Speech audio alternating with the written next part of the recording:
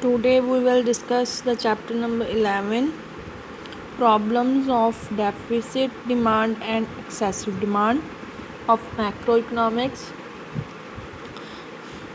सबसे पहले deficit demand क्या होती है और एक्सेसिव डिमांड क्या होती है। डेफिसिट होता है कम हो जाना और एक्सेस हो जाता है बढ़ जाना। डेफिसिट डिमांड क्या होती है? डेफिसिट डिमांड तब होती है जब एग्रीगेट डिमांड उसकी एग्रीगेट सप्लाई से कम हो जाए। ठीक है, जो सप्लाई है वो ज़्यादा हो और डिमांड जो है वो कम हो जाए। फुल एम्प्लॉयमेंट लेवल पे, फुल एम्प्लॉयमेंट लेवल वो होता है जहाँ पर जो है demand is equal to supply होती है। मीन्स फुल एम्प्लॉयमेंट लेवल तब होता है जब जितने लोग काम करने के लिए तैयार हैं, जो वेज रेट मार्केट में चल रहा है, ठीक है, उस लेवल पे जो है वो लोग जो है काम करने के लिए तैयार हैं, उनको काम मिल भी रहा है। क्या जो लेवल जो वेज रेट मार्केट में चल रहा है उसके ऊपर जो जितने बंदे काम करने के लिए तैयार हैं उनको काम मिल रहा है, तो मीन्स इकॉनमी में फुल एम्प्लॉयमेंट है। फुल एम्प्लॉयमेंट का लेवल तब होता है जब डिमांड और सप्लाई इक्वल हो जाते हैं। फुल एम्प्लॉयमेंट के लेवल पे जितने भी रिसोर्सेज कंट्री में अवेलेबल होते हैं उनका फुलर यूज़ किया जा चुका होता है। मीन्स उसके बाद सप्लाई नहीं इंक्रीज़ कर सकते। फुल एम्प्लॉयमेंट के लेवल पर जब एग्रीगेट डिमांड एग्रीगेट सप्लाई से कम हो जाए तो उसे बोलते हैं डेफिसिट डिमांड। डेफिसिट डिमांड में क्या होता है? The level of aggregate demand happens to short of its full employment level. Full employment level के लिए जितनी डिमांड चाहिए थी, जितना उसने सोचा था कि फुल यूटिलाइज हो गया है, इतने लोगों के लिए डिमांड होनी चाहिए थी। जैसे कोई प्रोड्यूसर है, उसने अपने पूरे साधन जो रिसोर्सेज हैं उनको यूज़ कर लिया और फुल एम्प्लॉयमेंट लेवल हो गया, फुल यूटिलाइजेशन हो गई, और उसने सोचा कि 100 जो गुड्स है मैं प्रोड्यूस कर रहा हूँ तो इसकी डिमांड भी 100 ही होगी। बट अब क्या हो गया, कहीं पर जाके कोई प्रॉब्लम हो गई जिसके कारण जो सप्लाई है वो ग्रेटर हो गई डिमांड से। सप्लाई थी 100, डिमांड हो रही है 80। ठीक है, तो क्या होगा, इससे क्या होगा, अब उसकी जो उसने एक्सपेक्ट किया था, जो उसने डिज़ायर किया था, उसकी इच्छा थी कि 100 यूनिट्स प्रोड्यूस करूं और 100 की 100 उसकी डिमांड हो जाए, मतलब सोल्ड आउट हो जाए, ऐसा नहीं हुआ। तो अब वो क्या करेगा? फुल एम्प्लॉयमेंट लेवल था, ठीक है, जितने रिसोर्स उसके पास अवेलेबल थे उसने यूज़ कर लिए थे, उससे ज़्यादा वो अब यूज़ नहीं करेगा। तो वो क्या करेगा? कम कर देगा। पहले जैसे 10 मज़दूर उसके पास लगे हुए थे, उनमें से 8 रख लेगा, 2 निकाल देगा। क्यों? अब उसकी डिमांड ही नहीं है। जो जितना स्टॉक वो रखना चाहता था उससे ज़्यादा उसे स्टॉक रखना पड़ेगा। पहले चाहे जैसे उसने चीज़ बनाई थी, ठीक है, 100 बनाई थी या 120 बनाई थी, उसमें से 100 वो सप्लाई कर रहा था और उसमें से 20 जो है वो स्टॉक में रखना चाहता था। अब जो है 100 में से 80 ही बिकी हैं और 20 जो है उसके लिए जो और बढ़ गया स्टॉक, जो वो उसकी डिज़ायर नहीं थी, उसकी इच्छा नहीं थी उसको रखने के लिए, वो भी बढ़ गई है। तो क्या होगा अब? क्या फुल कैपेसिटी जो है प्रोडक्शन जितनी कर सकता था वो अब उतनी नहीं करेगा। ठीक है, क्योंकि डिमांड जो है वो सप्लाई से कम हो गई है। अगर सप्लाई ज़्यादा ही करी जाएगा तो उसे अपनी सप्लाई कम करनी पड़ेगी, तो वो सोर्स जो हैं उसके पास, सोर्स जो हैं वो रिमेन रह जाएंगे, उनका भी कोई यूज़ नहीं होगा पूरी तरह से।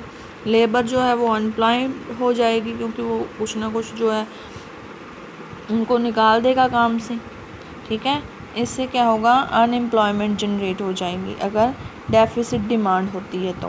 ठीक है, इससे इनकम का लेवल भी कम हो जाएगा, क्योंकि जितना उसने सोचा था 100 चीज़ें बेचकर उसे लगता था कि उसे 1000 रुपये इनकम हो जाएगी, अब उसकी इनकम भी 800 रुपये रह गई। ठीक है, क्योंकि उसकी 20 चीज़ें तो बिकी ही नहीं, ठीक है। उसकी जो इकॉनमी है वो लो लेवल पर जाने लगेगी। क्यों? क्योंकि डिमांड कम हुई, सप्लाई कम हो जाएगी। सप्लाई कम हो जाएगी तो फैक्ट्री में माल कम बनाना पड़ेगा, प्रोडक्शन कम हो जाएगी। प्रोडक्शन कौन कर रहा है? लेबर कर रही है। लेबर कर रही है तो लेबर को हटाना पड़ेगा। लेबर हट जाएगी तो लेबर अनएम्प्लॉयड हो जाएगी, उसकी इनकम कम हो जाएगी। इनकम कम हो जाएगी तो अब वो चीज़ों को ख़रीदना बंद कर देगा। तो ऐसे जो है प्रोडक्शन फिर से और कम हो जाएगी। तो ऐसे जो लेवल है वो इकॉनमी का डाउन जाने लगता है, ठीक है। इसलिए जब एक्सेसिव डिमांड, जो एग्रीगेट डिमांड है वो सप्लाई से अगर कम हो जाए तो उसे बोलते हैं डेफिसिट डिमांड। और इसमें ये ध्यान रखना है कि ये सिचुएशन फुल एम्प्लॉयमेंट लेवल पे हम शो कर रहे हैं कि इकॉनमी में फुल एम्प्लॉयमेंट लेवल था, पूरे के पूरे रिसोर्सेज यूज़ हो चुके थे, जितने लोग काम करने के लिए तैयार थे उनको काम मिल चुका था। अब अगर डिमांड कम हो रही है तो पूरी इकॉनमी का लॉस हो जाएगा, प्रोडक्शन कम हो जाएगी, अनएम्प्लॉयमेंट जनरेट हो जाएगी। तो इसके लिए हम इसको फिगर से भी शो कर सकते हैं। यहाँ पर जो है वो डिमांड, एग्रीगेट डिमांड शो की गई है वाई एक्सिस पे, और ओ एक्सिस पे income, output and employment show किया गया है कि एग्रीगेट डिमांड का इन तीनों पर क्या इफ़ेक्ट पड़ता है, ठीक है। देखें, ये जो है सप्लाई कर्व है, ये यहाँ से शुरू हो रही है, ओरिजिन से शुरू हो रही है। इसका मतलब ये है कि जितना जितना प्राइस बढ़ रहा है उतनी उतनी सप्लाई जो है वो बढ़ रही है।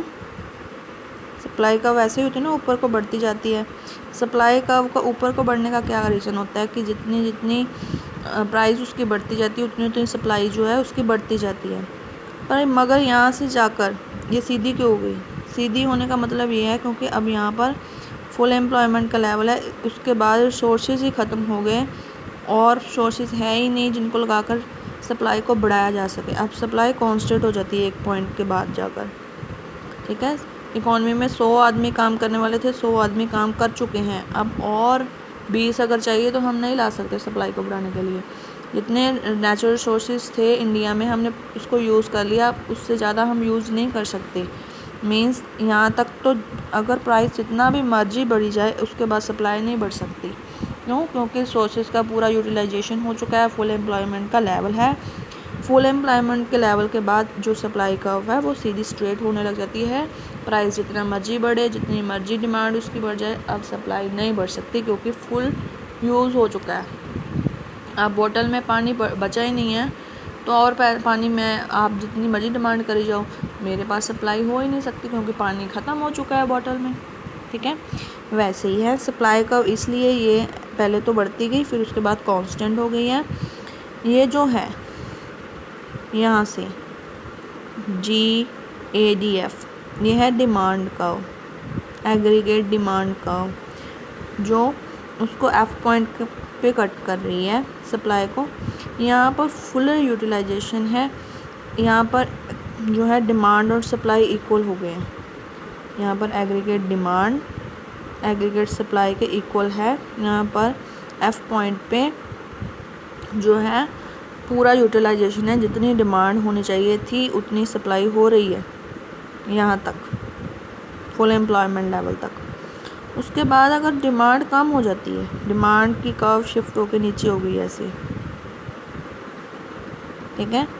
डिमांड की कर्व नीचे शिफ्ट हो गई, एग्रीगेट डिमांड अब कम हो गई, ऐसे कम हो गई, तो फुल यूटिलाइजेशन का पॉइंट तो यहाँ था, अब वो कहाँ पर आ गए? यहाँ पे आ गया, F से H पे आ गया मान लो। अब क्या है? फुल यूटिलाइजेशन तो यहाँ पर हो रही थी, इतने रिसोर्स जो थे, इतने जो रिसोर्स हैं वो तो अब काम से हट गए, उनका तो यूज़ हो ही नहीं रहा, ठीक है। जैसे पहले बोतल में पानी था, अब एक गिलास तो उसमें पड़ा ही रह गया क्योंकि उसकी कोई डिमांड ही नहीं कर रहा। जितना लोगों ने पीना था वो पी लिया, जो बोतल में पड़ा है वो पड़ा ही रह गया, ठीक है। पूरा का पूरा यूज़ नहीं हुआ। जो ये है, ये पार्ट FC इतनी इतनी, ये है डेफिसिट डिमांड। इतनी डिमांड कम हो गई, होने कितने चाहिए थे इतनी, और कम यहाँ पर आ गई नीचे। ये जो है कौन सा, ये गैप है, डिफ्लेशनरी गैप है। इसको हम एग्रीगेट डिमांड एग्रीगेट जो ये है एग्रीगेट DF फुलर यूटिलाइजेशन, और यू मेंशन करता है अंडर यूटिलाइजेशन या अंडर एम्प्लॉयमेंट। इन दोनों में से माइनस कर देते हैं तो आ जाता है, जैसे 1000 माइनस 800 इज इक्वल टू 200। 200 जो है, या फिर ये कह सकते हैं FC जो है वो है हमारी डेफिसिट डिमांड। इतनी डिमांड कम हुई है, ठीक है। इससे क्या होगा, इससे क्या इफ़ेक्ट पड़ेगा, ठीक है। इससे क्या होगा, जब डिमांड, टोटल डिमांड या फिर कह सकते हैं एग्रीगेट डिमांड जो है वो फुल यूटिलाइजेशन रिसोर्सेज से कम रह जाती है, तो जितना वो स्टॉक रखना चाहता था, ठीक है, जब एग्रीगेट डिमांड फेल हो जाती है, जब वो कम हो जाती है, फॉल हो जाती है, तो रिसोर्सेज का फुल यूटिलाइजेशन तो कर चुका है वो बंदा, ठीक है। उसने 100 पूरे लोगों को लगा के पूरे अपने रिसोर्स यूज़ करके 100 उसने चीज़ें प्रोड्यूस कर ली हैं, चीज़ें तो प्रोड्यूस कर ली हैं, अब वो कम तो हो नहीं सकती, तो उसका क्या होगा, स्टॉक बढ़ जाएगा, इन्वेंट्री स्टॉक बढ़ जाएगा। जो अनिच्छुक है, जो उसे इच्छा नहीं थी उसको रखने की, अब उसे रखना पड़ रहा है, अब स्टॉक बढ़ गया। स्टॉक बढ़ गया तो फिर क्या होगा, नेक्स्ट ईयर के लिए वो प्रोडक्शन कम कर देगा। जितना उसने, हर एक बंदा जो प्लान करके चलता है कि वो अगले साल इतनी प्रोडक्शन करेगा नेक्स्ट ईयर, तो अब जब स्टॉक ही बढ़ गया, 40 तो अभी पड़ा है उसके पास, पहले उसने 100 करना था, 40 ऑलरेडी पड़ा, तो कितना करेगा, 60 करेगा या 60 से भी कम करेगा, क्योंकि उसे पता लग रहा है कि एग्रीगेट डिमांड कम हो रही है, 80 रह गई है, तो 40 बढ़ा तो 40 और करेगा, ठीक है। इससे क्या होगा, नेक्स्ट ईयर के लिए जो प्रोडक्शन है वो कम हो गए। नेक्स्ट ईयर अगर प्रोडक्शन ही कम करनी है तो फिर आदमी भी हटा देगा, क्योंकि उसको प्रोडक्शन 100 तो करनी नहीं, अब 40 करनी है, तो जो लोग थे काम पर लगे थे उनको हटा देगा, तो अनएम्प्लॉयमेंट जनरेट हो जाएगी, ठीक है। इससे क्या होगा, जो प्लान्ड आउटपुट है, जो उसने प्लान करके रखा था कि इतने आदमी लगाकर इतना आउटपुट करूँगा, इतनी मुझे इनकम होगी, वो सारा फेल हो जाता है, ठीक है। ये सेम डायग्राम दोबारा से बनाई हुई है, वही बताया गया है कि यहाँ पर तो फुल यूटिलाइजेशन हो रहा था, जहाँ तक सप्लाई का बढ़ती जा रही थी, उसके बाद कांस्टेंट हो गई। इस पॉइंट पे तो पूरा यूज़ हो रहा है, फुल एम्प्लॉयमेंट लेवल है, फुलर यूज़ हो रहा है चीज़ों का। यहाँ पर जो है A लेवल में, A पॉइंट पे, ठीक है, A पॉइंट पर जो थी इकॉनमी पूरी इक्विलिब्रियम में थी। यहाँ पर लोगों को पूरा रोज़गार मिला हुआ था, जो रिसोर्सेज जो थे कंट्री में उसका पूरा यूज़ भी हो रहा था, डिमांड जो सप्लाई के इक्वल थी। मगर अब अगर डिमांड कम होके नीचे आ गई है, ये लाइन थी पहले, अब ये नीचे को डाउन को आ गई, एग्रीगेट डिमांड की लाइन जो नीचे की तरफ शिफ्ट हो गई, ठीक है, फुल यूटिलाइजेशन से अंडर यूटिलाइजेशन पे आ गई। तो अब डिमांड कर्व, सप्लाई कर्व को कहाँ कट कर रही है, बी पॉइंट पे आ गई है। तो इसका मतलब क्या है, डिमांड कम हो गई है, अब इकॉनमी में फुल एम्प्लॉयमेंट लेवल नहीं है, ठीक है, और यहाँ पर जो है रोज़गार का जो लेवल है वो कम हो गया। पहले तो यहाँ था फुल एम्प्लॉयमेंट लेवल था, यहाँ पर F फुल एम्प्लॉयमेंट लेवल, अब कहाँ आ गया, यहाँ पे कितना कम हो गया, इतना कम हो गया। चलो इतने लोग अब फ्री हो गए हैं, उनको काम नहीं मिल रहा, इनकम कम हो गई, अब डिमांड कम करेंगे, डिमांड कम है, प्रोडक्शन कम होगी, तो लेवल जो है वो डाउन जाएगा, ठीक है। ये जो पोर्शन होता है इसको बोलते हैं डिफ्लेशनरी गैप, मतलब इतना गैप बन गया, इतना डेफिसिट हो गया, इतना घाटा पड़ गया, इतना कमी आ गई, ठीक है। इस वाली फिगर में बताया है कैसे निकालते हैं ये। अगर हम पहले वाली डिमांड से ADF से जो full utilisation full employment level पर थी उसमें से एग्रीगेट डिमांड जो अब है कम होके उसको अगर माइनस कर देते हैं जी के ये वाला पॉइंट, तो ये क्या है, डेफिसिट है। डेफिसिट मतलब कमी हो जाना, डेफिसिट डिमांड या फिर डिफ्लेशनरी गैप बोलते हैं इसको। ये हो गया, इसको ऐसे मेजर कर लेते हैं, मतलब डेफिसिट डिमांड या फिर इसको बोल सकते हैं डिफ्लेशनरी गैप। इसको कैसे माइनस करते हैं, ADF जो पहले डिमांड थी फुल एम्प्लॉयमेंट पे, मतलब जैसे 100 थी अब कितनी है 80 है, तो कितनी आ गई 20, ठीक है। इसको ऐसे मेजर कर लेते हैं। एक्सेसिव डिमांड क्या होती है, वो तो हमने किया कि डेफिसिट डिमांड होगी कम हो जाना, ठीक है। एक्सेसिव डिमांड क्या है, एक्सेसिव डिमांड होता है डिमांड का सप्लाई से ज़्यादा होना, ठीक है। अगर वो सिचुएशन जब एग्रीगेट डिमांड जो है वो एग्रीगेट सप्लाई से ज़्यादा हो जाए, वो भी फुल एम्प्लॉयमेंट पे लेवल पे। अब जब फुल एम्प्लॉय